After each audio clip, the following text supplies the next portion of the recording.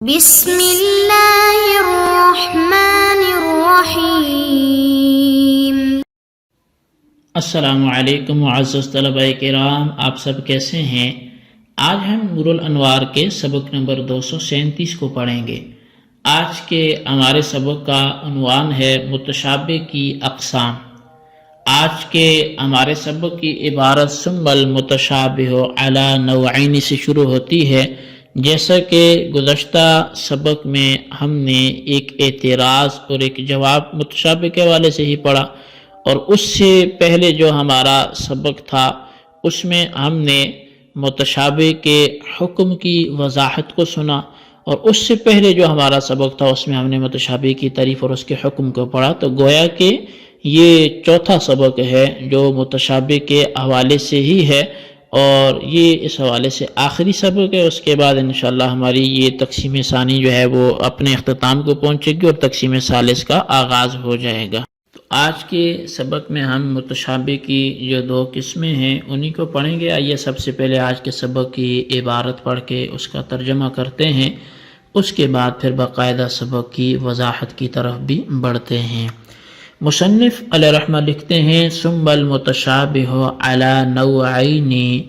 پھر متشابہ کی دو قسمیں ہیں۔ نوع لا يعلم معناه اصلا،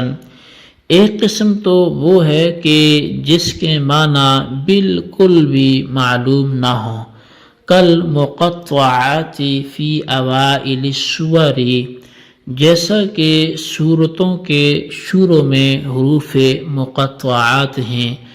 مثل الف لام میم حامیم۔ تو جیسے کہ یہ حروف ہیں الف لام میم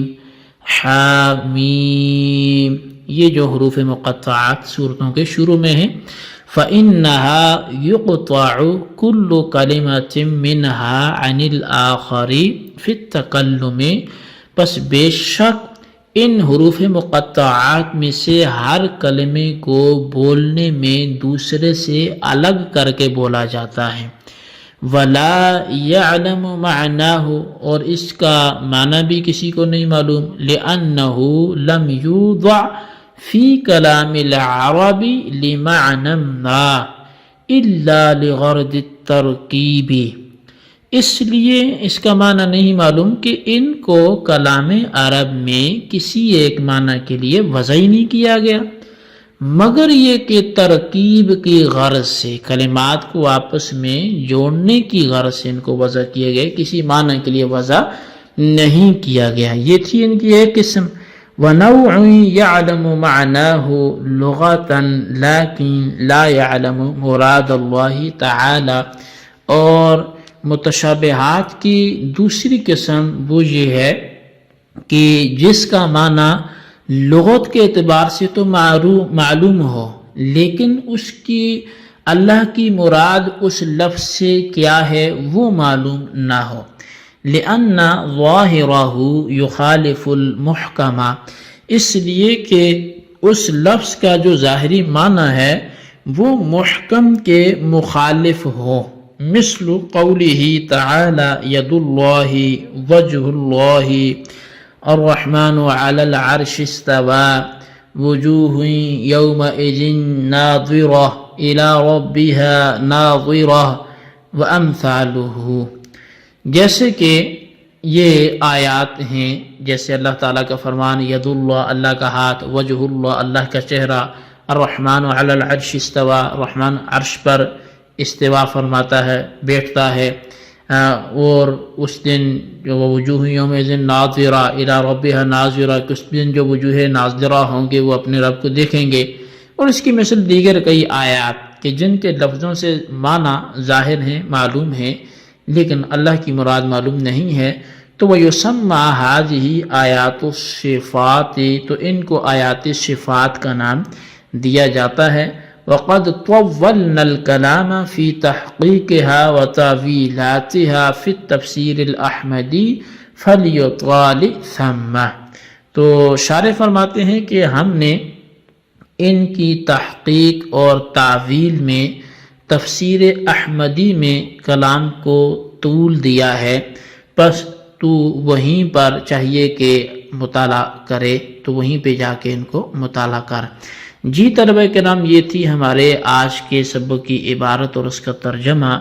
اب آئیے اس کی وضاحت کی طرف بڑھتے ہیں۔ شارح علیہ رحمہ نے فرمایا کہ متشابہات کی دو قسمیں ہیں۔ ایک قسم تو وہ ہے جس کے معنی بالکل معلوم نہ ہو، نہ لغوی معنی معلوم ہو اور نہ مرادی معنی معلوم ہو، جیسے تقریباً قرآن کریم کی مختلف صورتوں کے شروع میں حروف مقطعات آتے ہیں، جیسے الف لام میم حامیم، اس طرح کے الف لام را یاسین، اس طرح کے مختلف حروف آتے ہیں جنہیں حروف مقطعات کہتے ہیں۔ ان کے نہ لغوی معنی معلوم ہے، نہ ان کے مرادی معنی معلوم ہے، اور مقطعات کو مقطعات اس لیے کہتے ہیں کہ ان کا ہر حرف دوسرے حرف سے الگ الگ کر کے بولا جاتا ہے، یعنی تکلم کے وقت ہر حرف دوسرے حرف سے الگ ہوتا ہے، اگرچہ کتابت میں یہ بات نہیں ہوتی بلکہ سب کو ایک ساتھ لکھا جاتا ہے۔ اور ان کے غیر معلوم المعنی ہونے کی وجہ یہ ہے کہ کلام عرب میں ان حروف کو صرف اس لیے وضع کیا گیا ہے تاکہ ان سے کلمات کی ترکیب دی جا سکے،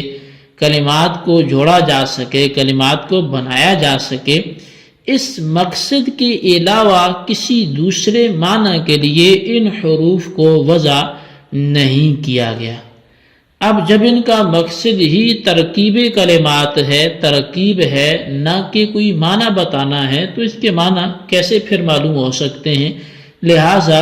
ان کے معنی نہ ہونے کی یہ وجہ ہے کہ کسی معنی کے لیے ان کو وضع نہیں کیا گیا۔ یہاں پر ایک سوال ہوتا ہے، اشکال ہے، وہ یہ ہے کہ کلمات کی ترکیب بھی ایک معنی ہے، لہٰذا ان حروف کا ترکیب کلمات کے لیے موضوع ہونا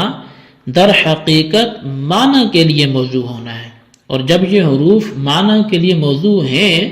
تو یہ کہنا کہ ان حروف کے معنی بالکل معلوم نہیں ہوتے، یہ کیسے درست ہوگا؟ تو اس کا جواب یہ ہوگا کہ معنی سے مراد وہ ہے جو لفظ سے مراد ہو، یعنی معنی وہ کہلاتا ہے جو لفظ سے مراد ہوتا ہے، اور رہی ترکیب تو وہ لفظ سے مراد نہیں ہوتی بلکہ لفظ کے لیے ہوتی ہے، یعنی حروف تہجی کی ترکیب سے لفظ اور کلمہ تیار ہوتا ہے۔ ایسا نہیں ہے کہ لفظ ترکیب پر دلالت کرتا ہے، اور جب ایسا ہے تو ترکیب کلمات کو معنی قرار نہیں دیا جا سکتا، اور جب ترکیب ان حروف کے معنی نہیں ہے تو ان حروف کا غیر معلوم المعنی ہونا ثابت ہو جائے گا۔ اچھا، دوسری قسم یہ ہے کہ متشابہات کے لغوی معنی تو معلوم ہوں لیکن مراد ربانی معلوم نہ ہو، یعنی اللہ تعالیٰ کی سے کیا مراد ہے یہ معلوم نہ ہو، صرف ان کے معنی ہی آتے ہوں۔ اور وجہ اس کی یہ ہے کہ متشابہ کے ظاہری معنی کسی آیت محکم کے خلاف ہوں، جیسے ید اللہ، یہ اللہ کا ہاتھ، اس کا معنی ہے، معنی تو معلوم ہے۔ وجہ اللہ، اللہ کا چہرہ، اس کا معنی ہے، معنی معلوم ہے۔ الرحمن علی العرش استوى، رحمان عرش پر نشین ہو گیا، اب یہ معنی تو معلوم ہے۔ وجوہ یومئذ ناظرہ الی ربها ناظرہ، کچھ چہرے اس دن تر و تازہ ہوں گے، اپنے رب کو دیکھیں گے۔ ان آیتوں میں لفظ ید، وجہ اور استوا کے لغوی معنی ہاتھ، چہرہ، بیٹھنا یہ تو معلوم ہے، لیکن ان چہروں، ان چیزوں سے اللہ تعالیٰ کی کیا مراد ہے، ان الفاظ سے کیا مراد ہے یہ معلوم نہیں ہے، کیونکہ ان کے ظاہری اور لغوی معنی محکم کے خلاف ہیں، اس لیے کہ آیت لیس کمثلہ شیء، اللہ کے مثل کوئی چیز نہیں ہے، اس بارے میں محکم ہے کہ مخلوق کی کوئی چیز خالق کے مثل نہیں ہے۔ بس اس آیت سے یہ بات ثابت ہوگی کہ ان متشابہات میں انسان کے ہاتھ کی طرح ہاتھ، انسان کے چہرے کی طرح چہرہ، انسان کے بیٹھنے کی طرح بیٹھنا مراد نہیں ہے، بلکہ ان سے اللہ کی مراد کچھ اور ہے جس کا یقینی اور قطعی علم صرف خدا کو ہے، ہمیں اس کا علم یقینی حاصل نہیں ہے، تو یہ اللہ جانے یا اس کے بتائے سے اس کا رسول جانے۔ صاحب نور الانوار نے کہا کہ ان آیات کو آیات صفات کہا جاتا ہے، اور ان آیات صفات کی تحقیق اور تعویل تفسیر احمدی میں تفصیل کے ساتھ بیان کر دی گئی ہے، جس کا صحیح مقام تفسیر ہی کی کتابیں ہیں، نہ کہ اصول فقہ کی۔ جی طلبہ کرام، یہ ہمارے آج کے سبق کی عبارت ترجمہ اور اس کی وضاحت تھی جو آپ نے سماعت کی، اس لیے اس کو اچھی طرح آپ سمجھیں، اس کے خلاصے کو رجسٹر پر لکھیں، بالخصوص ان سوالات کے جوابات دیں۔ سوال نمبر 1 یہ ہے کہ متشابہ کی دونوں قسموں کے نام تحریر کریں، اور سوال نمبر 2 یہ ہے کہ آیات صفات کسے کہتے ہیں، تحریر کریں۔ اللہ تبارک و تعالیٰ سے دعا ہے جو کچھ ہم نے پڑھا سنا اسے یاد رکھنے کی توفیق نصیب فرمائے، آمین بجاہ النبی الامین صلی اللہ علیہ وسلم۔